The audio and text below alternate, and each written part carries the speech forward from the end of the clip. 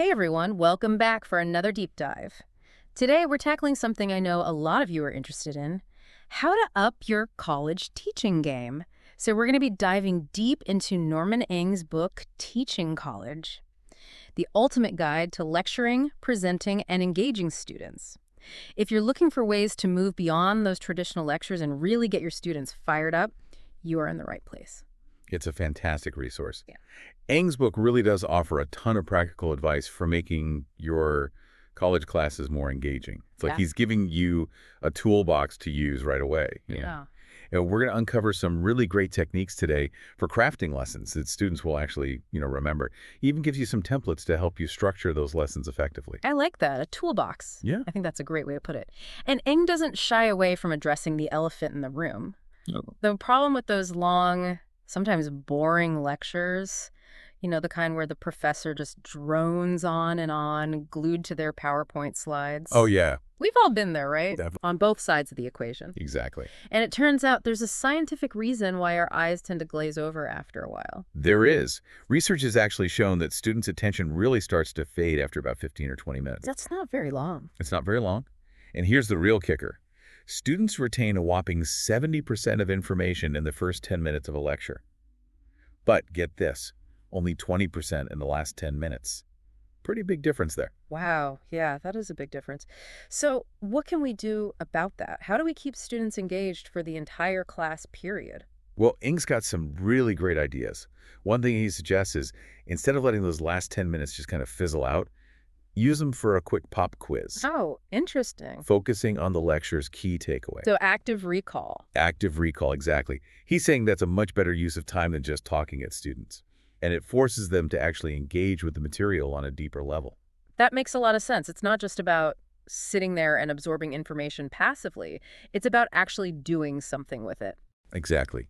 And, Eng uses this really funny tweet from, I think it was at College Girl Humor, that says, "For class today, I'll be reading the PowerPoint word for word," which is, we can all relate to that. Hilarious. Painfully true. And it really highlights the need for a more active learning approach. And that brings us to one of Ng's key concepts, Yeah.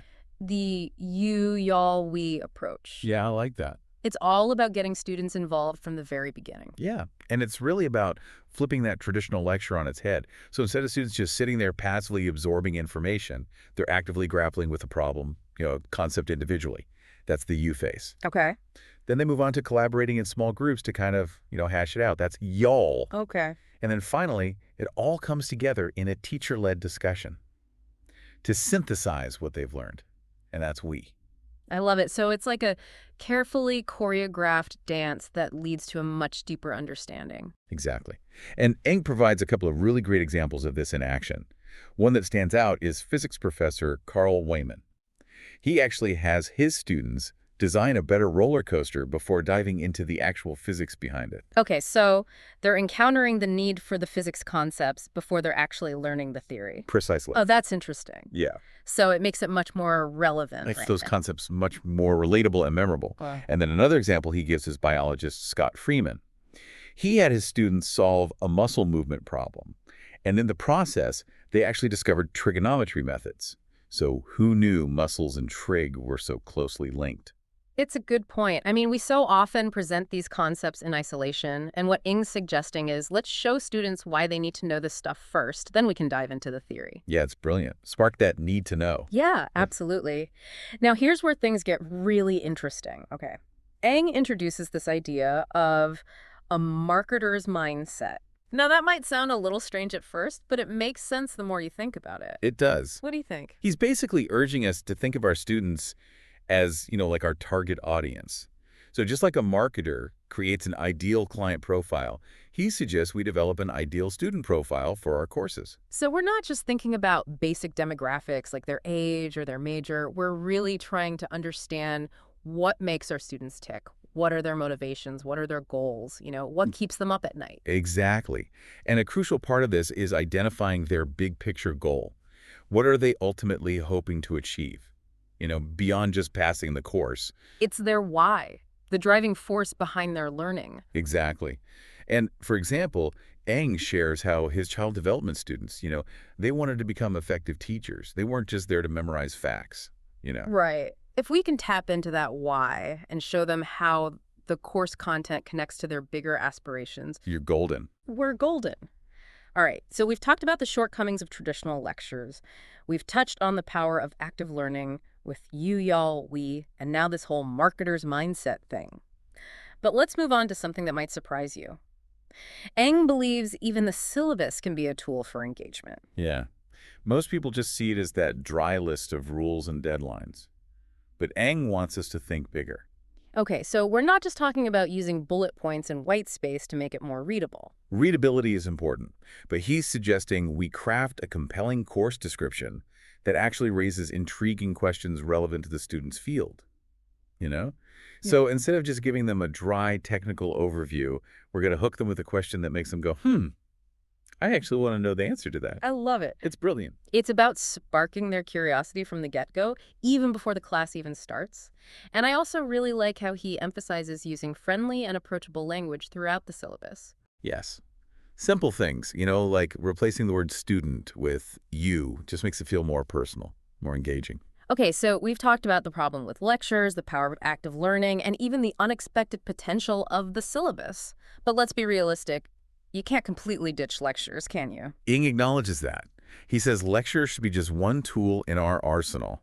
And he actually uses a really interesting metaphor from marketing, the touch philosophy. Okay. You know how marketers connect with their audience through multiple touch points? We can actually use a variety of activities to keep our students engaged and reinforce their learning. So what are some of these touch strategies? What can we do to make our classes, really dynamic and engaging? Oh, Ing suggests a whole toolbox of activities, everything from discussions and debates to case studies and even guest speakers. He really focuses on practical and adaptable approaches that can work in any discipline. Let's dig into a few of these. So discussions, they're a classic way to get students talking, but they can sometimes fall flat. What are Ing's secrets for, facilitating really engaging discussions? One of the biggest mistakes instructors make, he says, is asking closed-ended questions. Those yes or no questions, the ones that start with who, where, or when. They don't really promote deep thinking. So instead, he encourages us to use open-ended questions that start with what, how, and why. Right, to get those creative juices flowing. Exactly. And, Ing also suggests incorporating debates, not just the typical two-sided format. He's a big proponent of the four corners debate. Four corners debate. Yeah, it pushes students to really consider all those nuances of a topic, So, okay, how does that work? Basically, you present a statement or a topic, and you designate the four corners of the room as like strongly agree, disagree, and strongly disagree. And students actually physically move to the corner that best represents their stance. And then they work together to develop their arguments in support of their position. I love that because it's not just about defending your own opinion, it's about understanding the complexities of an issue and being able to articulate a well-reasoned argument, right? Precisely. It gets them thinking critically and engaging with that material on a much deeper level. So far, what stands out to you? We've covered a lot. I think this idea of shifting from, passive learning to active learning is really powerful. And that marketer's mindset is a game changer. I'm telling you. Agreed. Yeah, it really is. Let's move on to another one of those touch strategies, case studies. Now, I know some instructors think, case studies are just for business or long courses, but Eng argues that they can actually be adapted for, almost any discipline. Well, they're really about applying abstract concepts to real-world problems, right? Oh. And by stepping into the shoes of that decision maker, students can gain a much deeper understanding of all those complexities involved. Exactly. Yeah. Eng gives a really great example from a sociology professor who used a case study, I think it was, based on the Melian dilemma, which was a historical event, from Thucydides' history of the Peloponnesian War. Okay, remind me what that one was about. The people of Melos, they basically had to make this really difficult choice: submit to the powerful Athenian Empire or, fight for their independence and risk total destruction. High stakes. Yeah, really high stakes. So the professor had his students role play as Melian representatives. They're tasked with actually deciding how to respond to the Athenian ultimatum. That's cool. So they're really bringing history to life. Bringing it to life, and they're grappling with core sociological concepts, like power, conflict, and social change. It's a good example of how any subject can be brought to life with the right approach. Now, what about guest speakers? I mean, how can we make sure they're actually adding value to our courses and not just taking up, valuable class time? In cautions against just, invading someone because they have a fancy title. We need to carefully plan. We need to coordinate with guest speakers beforehand to make sure that, they understand our course objectives, they understand the level of our students, and they're going to deliver a message that actually complements what we're teaching. It's about being intentional. Intentional. Absolutely. Okay, so these touch strategies are great, but it's a lot to juggle. How do we put it all together into a cohesive lesson plan? That's where Ng's lesson planning templates come in. And he offers two main structures: the lecture-driven interactive lesson and the activity-driven lecture lesson. Okay, let's break those down. So starting with the lecture-driven interactive lesson, I mean, this one's for when a lecture is necessary, but we still want to keep students, engaged. Exactly. So it provides a clear roadmap with specific steps for the opening, the middle, and the end of your lesson. And Ng really emphasizes the importance of that opening, like you have, 5, 10 minutes, maybe even less, to hook your students. Make them care. Make them care. Make them want to learn more. Exactly. And he suggests starting with a provocative question, or you can start with a striking statistic, or even just a compelling anecdote. Something relatable. Yeah, like he uses an example of an anecdote about, falling asleep in a boring accounting class. Oh, yeah. We've all been there. Right. It shows that you're on their side. You get them. Yeah. Okay, so we've hooked them with a killer opening. What about the middle part of the lecture? Well, that's where those touch strategies that we talked about come in. Ng stresses the importance of incorporating those activities throughout the lecture, not just at the end. This keeps those students actively engaged, and it reinforces the key concepts. So we're not just saving all the fun stuff for last. Exactly. And how do we wrap things up effectively? Well, Ng says the ending is just as important as the opening. It's your chance to synthesize what students have learned, reinforce that key takeaway, and leave them with something to ponder. I like that. And I also like his suggestion of connecting back to the opening. That's good. Yeah. So if you started with a provocative question, revisit that question at the end and see if students' perspectives have shifted at all. Right, bring it full circle. Now, what about the activity-driven lecture lesson? This one really flips the traditional script, right? It does. This is where the you, y'all, we approach really shines. Students dive right into an engaging activity right away. Love it. So they start working on that activity individually. That's the you phase. Okay. Then they move into those small groups to discuss and collaborate. That's y'all. Okay. And then finally, the lecture comes in to provide that context and synthesize what they've learned. And that's the we phase. Okay. So the lecture is not gone, but it serves a different purpose. Different purpose. Yeah. It's more about guiding and facilitating rather than, being that primary source of information. And I imagine this approach could be especially effective for more complex topics that students might, struggle to grasp on their own. Exactly. Ng believes it can be really helpful for those more challenging concepts. This is making me rethink my whole approach to lesson planning. There's so much we can do to make learning more, active and engaging for our students. I know. It's really exciting. We've been talking about all these great ways to make learning more active and engaging. But there's another piece of the puzzle that Ng really emphasizes, and that's the environment in which that learning takes place.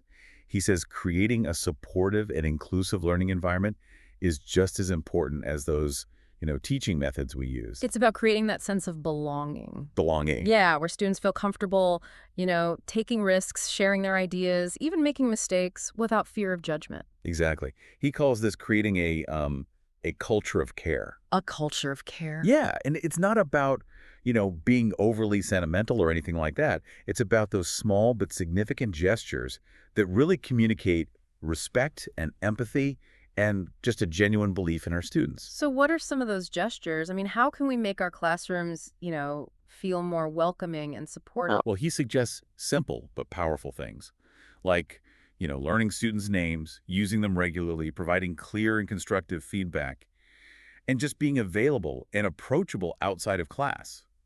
He even suggests starting each class by just taking a few moments to check in with students and see how they're doing. It's like you're saying, I see you, I value you, and I'm here to support you. Exactly. Those messages can be incredibly powerful, especially for students who might be feeling, lost or overwhelmed. Absolutely. And it's not just about those individual interactions. It's about the overall, tone and atmosphere that we create in our classrooms.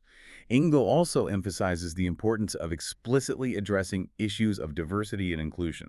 So it's not enough to just, avoid offensive language. Right. We need to actively create a space where all students feel welcome, respected, and valued. Exactly. And that might involve things like incorporating diverse perspectives into our course materials, facilitating discussions about, sensitive topics in a respectful and inclusive way, and even just examining our own, biases and assumptions. Right. I mean, we all have biases, whether we're aware of them or not. And if we're not careful, those biases can show up in our teaching and create, an unintentionally exclusive environment. He calls that implicitly marginalizing climates. It's such a crucial point. We could be discouraging participation without even realizing it. And what's interesting is, if we sense that we've said or done something that might have rubbed a student the wrong way, Enging encourages us to just address it head on. I like that. Yeah. So even if it feels a little awkward, it's better to, acknowledge the potential for misunderstanding, maybe even apologize if necessary, and just open up a dialogue. Sometimes those uncomfortable moments can be like the best way to create a more open and understanding learning environment. Okay, let's shift gears a bit. Let's talk about a challenge that I'm sure is familiar to all of us, and that is getting students to do the reading. The age-old struggle. Right. I mean, I've heard some professors say it's a lost cause these days. But Eng seems to think there's hope. He does. He argues that students are much more likely to read if they, see the value in it, if they feel like it's relevant to their lives, their goals. So no more assigning these, dense theoretical texts just for the sake of it.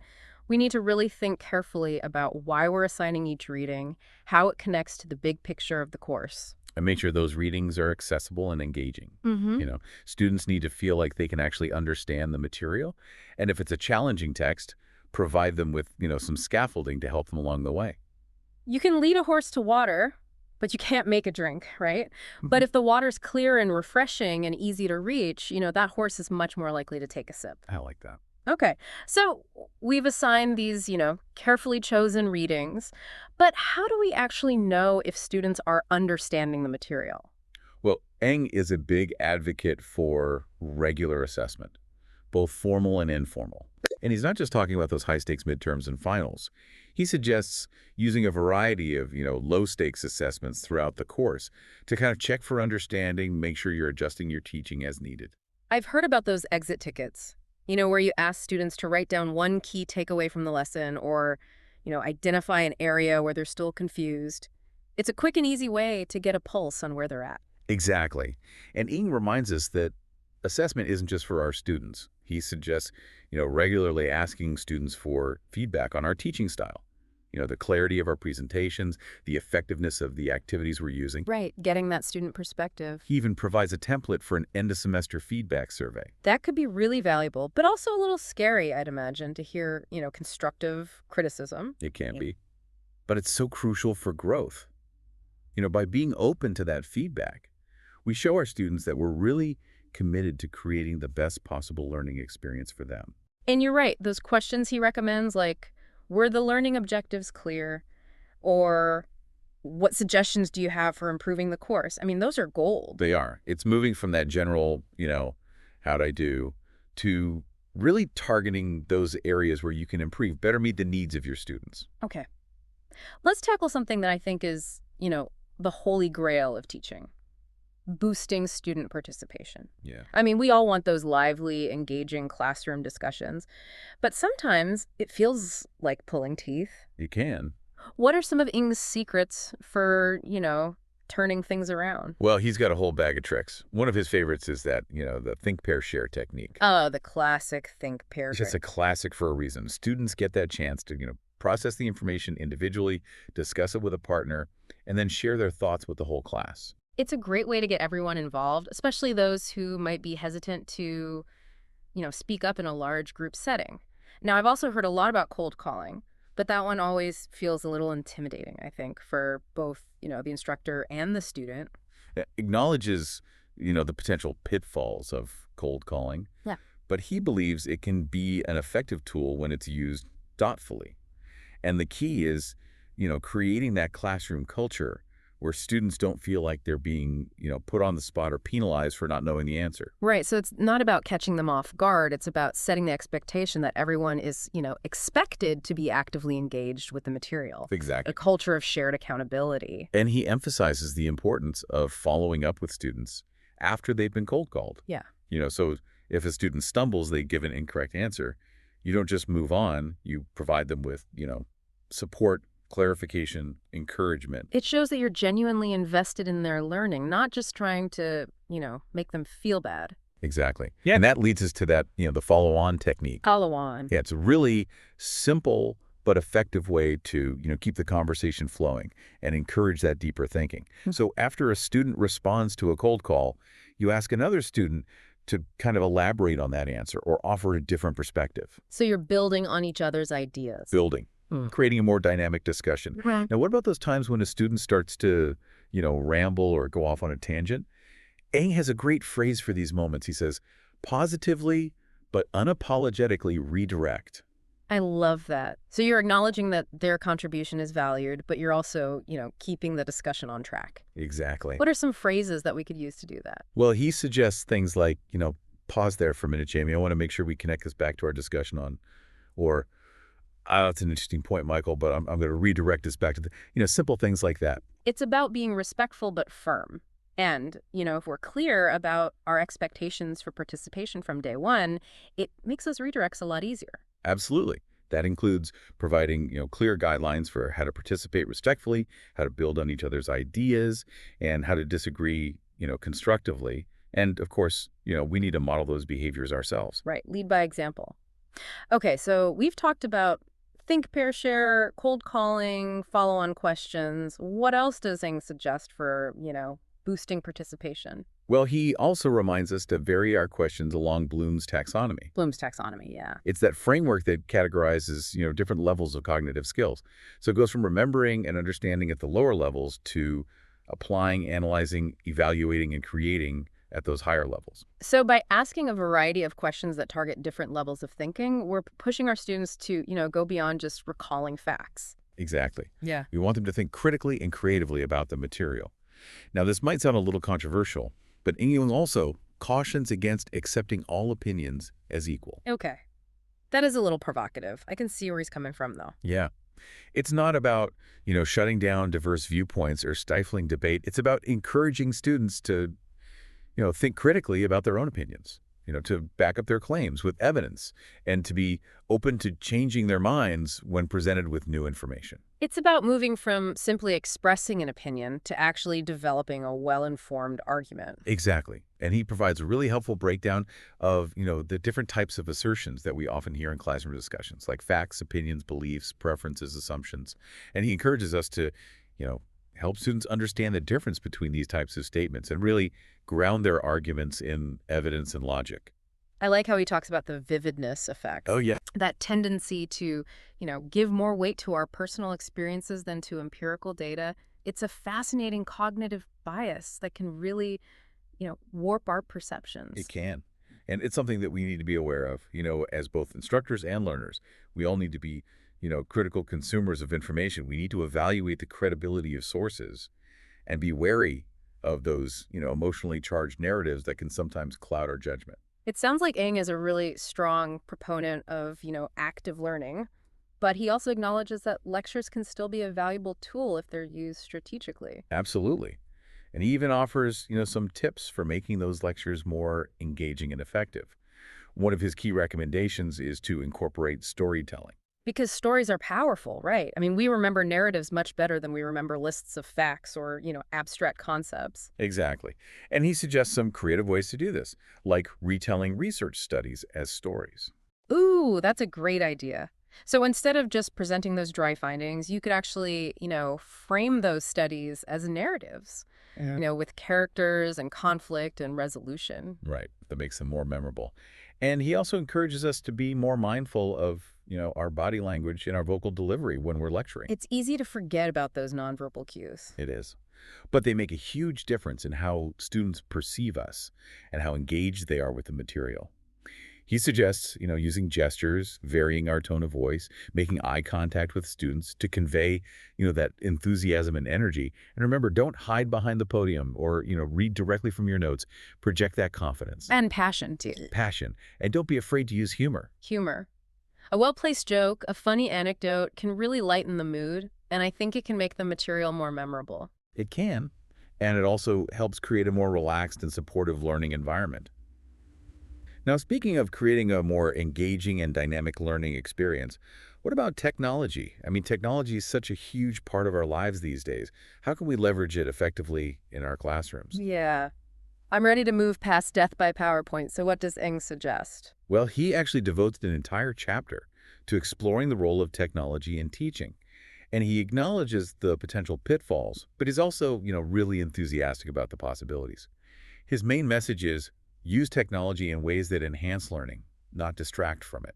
So PowerPoint isn't inherently bad, it's just about how we use it. Exactly. Instead of overwhelming students with, bullet points and jargon, use visuals, use videos, use interactive elements to engage them. Oh. Eng also talks about the power of personal response systems. Oh, those clickers. The clickers, yeah. They let you assess student understanding in real time. I've used those in my own classes, and I have found them to be really effective. Yeah, they are. Just for, checking for understanding and adjusting as needed. And Eng also explores the use of, online learning platforms, things like learning management systems, even social media, to extend learning beyond the classroom. Right, because it's not just about what happens in those, four walls. Exactly. It's about creating communities of learners. And providing those opportunities for ongoing engagement. But, technology is constantly evolving. What's cutting edge today might be outdated tomorrow. So we need to stay informed, be open to experimenting with new tools, and really embrace that lifelong learner mindset. We're back for the final part of our deep dive into Norman Ing's Teaching College. We've covered so much ground already, from getting rid of those boring lectures to embracing active learning and even rethinking the syllabus as a way to get students excited. What else does Eng have for us? Well, in these final chapters, he really digs deep into the core of what it means to be a good teacher. He wants us to move beyond just, giving information. He wants us to actually create these transformative learning experiences. He's pushing us to be more than just a teacher, like almost a mentor or a guide. Exactly. And one really important part of that is creating an environment where students feel supported and included. We touched on this earlier. Yeah, that culture of care you were talking about. Right. And he dedicates a big chunk of the book to this because it's so important. And I think it's worth repeating. It's not about, being easy on students or coddling them or anything like that. Right. It's about making sure they know they're valued and respected. Exactly. It's about showing them, that we believe in them and their ability to succeed. Okay, so we've talked about the concept, but how do we actually put this into practice? What are some things we can do? He gives a bunch of practical suggestions, Okay. like using students' names, giving them good feedback, being available outside of class, even something as simple as, taking a few minutes at the beginning of each class to check in with them. Just to see how they're doing? Yeah, just little things like that, just to show them you care. Yeah, little things can go a long way. They really can, especially for students who are struggling or, maybe feeling a little lost. It's not just about those individual interactions, right? No, it's about the whole vibe of the classroom. The culture. Yeah, and Eng's a big believer in talking about diversity and inclusion directly. So it's not just about avoiding things that might be offensive. It's about actively making sure that all students feel like they belong. Exactly. That might mean including different perspectives in our course materials, Okay. or having thoughtful discussions about sensitive topics, Mm. and even taking a hard look at our own biases and assumptions. We all have them. That's a tough one, but it's so important. I mean, we need to be aware of our blind spots so we don't accidentally create a space where some students feel excluded. Yeah, for sure. And Ing reminds us that this is, an ongoing process. It's not like you just do it once and you're done. It's something we need to work on all the time. It's like a garden, You can't just plant the seeds and walk away. You have to keep tending to it. Perfect analogy. And when we create that kind of environment, it lets students take risks and embrace challenges. They learn to keep going even when things get tough. Which brings us back to that growth mindset idea, right? Exactly. If we want students to be able to deal with setbacks and challenges, we need to show them that we believe they can grow and learn. And that belief needs to show up in, everything we do, how we design the course, how we give feedback. It's all connected. It is. Yeah. It's about saying, hey, you can do this, and I'm here to help. Incan really brings it all together with this vision of a transformative learning experience. It's not just about teaching content, it's about getting students excited about learning, Yeah. helping them develop critical thinking skills. Yeah. And ultimately giving them the tools to go out and make a difference in the world. And I love how he ends the book. He challenges us to, think about how we would like to be taught as students. A powerful question. And then bring that same energy and enthusiasm to our own teaching. And care, that care is so important. Well, I think this deep dive has given us a lot to think about. And, whether you're a seasoned professor or just starting out, I'd highly recommend checking out Eng's book, Teaching College. It's a great resource. You'll find yourself going back to it again and again. Yeah, I think it has the potential to really change how you approach teaching. And who knows, it might even change the lives of your students. And remember, teaching is a journey. There's always something new to learn, always room to grow. So keep experimenting, keep exploring, and most importantly, keep that passion alive. Thanks for joining us on this deep dive. We'll see you next time.